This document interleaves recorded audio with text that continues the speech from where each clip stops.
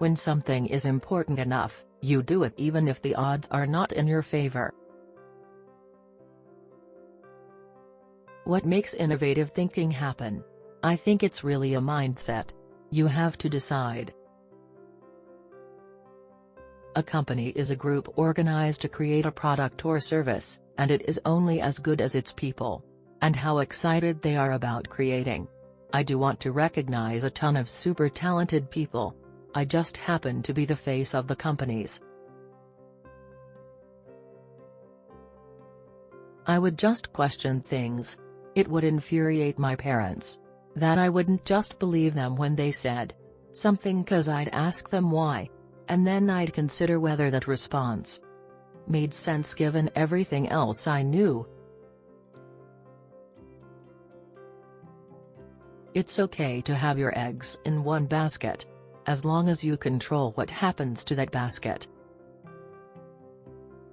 When Henry Ford made cheap, reliable cars, people said, "Nah, what's wrong with a horse?" That was a huge bet he made, and it worked. My biggest mistake is probably weighing too much on someone's talent and not someone's personality. I think it matters whether someone has a good heart. I wouldn't say I have a lack of fear. In fact, I'd like my fear emotion to be less. Because it's very distracting and fries my nervous system. I say something, and then it usually happens. Maybe not on schedule, but it usually happens. I think it's very important to have a feedback loop, where you're constantly thinking about what you've done and how you could be doing it better.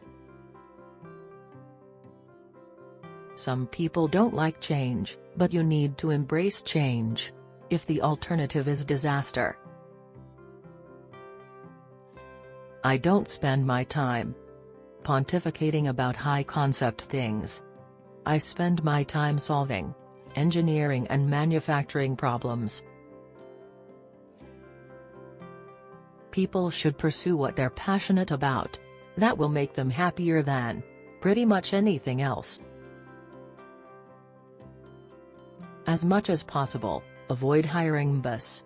MBA programs don't teach people how to create companies. If you're trying to create a company, it's like baking a cake. You have to have all the ingredients in the right proportion.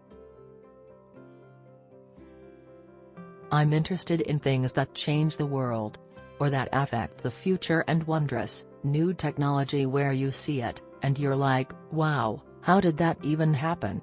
How is that possible?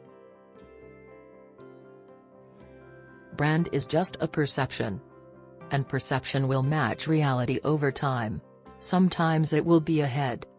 Other times it will be behind. But a brand is simply a collective impression some have about a product. There are really two things that have to occur in order for a new technology to be affordable to the mass market. One is you need economies of scale. The other is you need to iterate on the design. You need to go through a few versions